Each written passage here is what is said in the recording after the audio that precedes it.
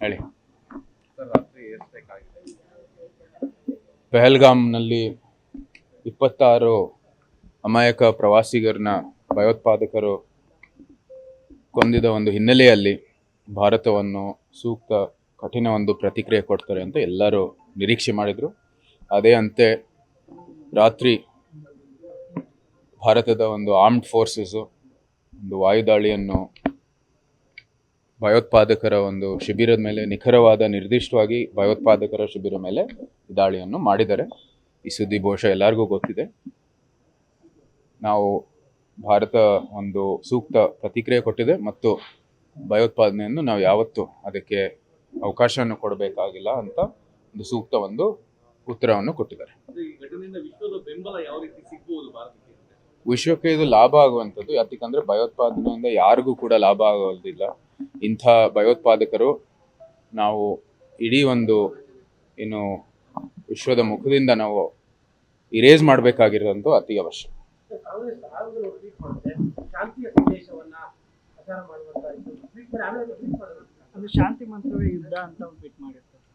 ಶಾಂತಿಗೆ ಒಂದು ಸಮಯ ಇರುತ್ತೆ. ಇಂಥ ಒಂದು ದಾಳಿ ನಡೆದಿರೋ ಒಂದು ಸಂದರ್ಭದಲ್ಲಿ ಭಯೋತ್ಪಾದಕರು ನಮ್ಮ ಗಡಿ ದಾಟಿ ಭಾರತದಲ್ಲೇ ಅಮಾಯಕರನ್ನ ಒಂದು ಕೊಂದಿರುವಂಥ ಸಮಯದಲ್ಲಿ ನಾವು ಕಠಿಣ ಪ್ರತಿಕ್ರಿಯೆ ಕೊಡೋದು ಸೂಕ್ತ ಮತ್ತು ಎಲ್ಲರ ನಿರೀಕ್ಷೆ ಅಂತೆ. ನಾವು ಸೂಕ್ತ ಪ್ರತಿಕ್ರಿಯೆ ಕೊಡಬೇಕು ಮತ್ತೆ ಒಂದು ಸಂದೇಶ ಕಳಿಸೋದು ಅತಿ ಅವಶ್ಯ. ಸೂಕ್ತ ಪ್ರತಿಕ್ರಿಯೆಯನ್ನು ನಾವು ಕೊಡಲೇಬೇಕಾಗಿದೆ. ಭವಿಷ್ಯದಲ್ಲೂ ಸಹ ಇಂಥ ಒಂದು ಕೃತ್ಯಗಳು ನಡೆದ ನಾವು ಸೂಕ್ತ ಪ್ರತಿಕ್ರಿಯೆಗಳು ಕೊಡ್ತಾ ಇದ್ದೀವಿ. ನಾವು ಎಲ್ಲ ಒಂದು ಪರಿಸ್ಥಿತಿಗೂ ಸಹ ಸಿದ್ಧ ಆಗಿದ್ದೀವಿ. ನಿಮ್ಗೆ ಗೊತ್ತಿದೆ, ಮಾಕ್ ಡ್ರಿಲ್ಗಳು ಸಹ ನಡೀತಾ ಇದ್ದಾವೆ ಮತ್ತು ಭಾರತ ಸರ್ಕಾರನೂ ಕೂಡ ಯಾವುದೇ ಒಂದು ಭವಿಷ್ಯದಲ್ಲಿ ಬಂದಿರುವಂಥದ್ದು ಔಟ್ಕಮ್ಗಳಿಗೆ ನಾವು ಅಂತ ಏನೇ ಒಂದು ಫಲಿತಾಂಶ ಬಂದರೂ ಸಹ ನಾವು ಸಿದ್ಧ ಆಗಿದ್ದೀವಿ ಅಂತ ಬಹಳ ಸ್ಪಷ್ಟವಾಗಿ ಹೇಳಿದ್ವಿ. ಇದರಲ್ಲಿ ಏನು ರಾಜಕೀಯ ಮಾಡೋ ಅವಶ್ಯಕತೆ ಇಲ್ಲ. ಎಲ್ಲರೂ ಪಹಲ್ಗಾಮ್ದಲ್ಲಿ ನಡೆದಿರ್ತಕ್ಕಂಥ ಕೃತ್ಯವನ್ನು ನೋಡಿದರೆ ಸಮಸ್ತ ಭಾರತೀಯರಿಗೆ ದುಃಖವನ್ನು ಉಂಟು ಮಾಡಿದೆ ಮತ್ತು ಒಂದು ರೀತಿ ಆಕ್ರೋಶನೂ ಕೂಡ ನಮ್ಮೆಲ್ಲರಲ್ಲೂ ಒಂದು ರೀತಿ ಉಂಟಾಗಿದೆ ಅಂತ ಹೇಳಿದ್ರೆ ತಪ್ಪಾಗಲ್ಲ.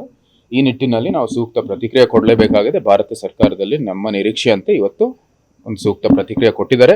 ನಮ್ಮ ರಕ್ಷಣೆ ಮಾಡೋದ್ರಲ್ಲಿ ಎರಡು ಮಾತಿಲ್ಲ, ರಾಜಕೀಯನೂ ಸಹ ಇಲ್ಲ ಮತ್ತೆ ಭವಿಷ್ಯದಲ್ಲೂ ಸಹ ನಮ್ಮ ಗಡಿಯನ್ನು ರಕ್ಷಣೆ ಮಾಡೋದು ಅತಿ ಅವಶ್ಯ.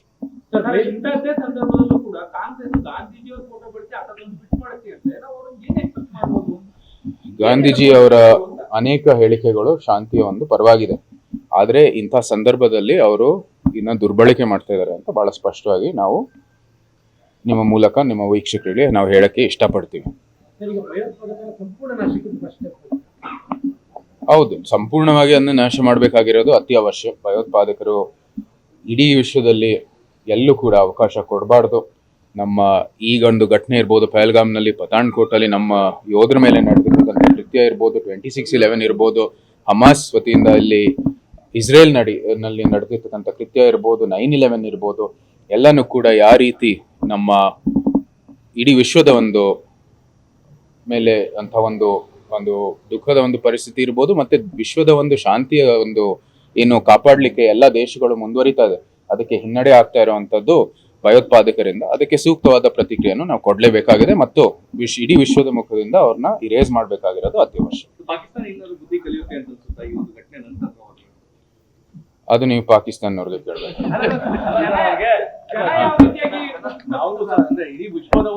ನೋಡಿ, ನಮ್ಮ ಇತಿಹಾಸದಲ್ಲಿ ಎಲ್ಲರನ್ನೂ ನೋಡಿದರೆ ಮತ್ತು ಬೇಕಾದಷ್ಟು ಪಾಕಿಸ್ತಾನದ ನಾಯಕರನ್ನು ನಾವು ಉಲ್ಲೇಖ ಮಾಡಬಹುದು.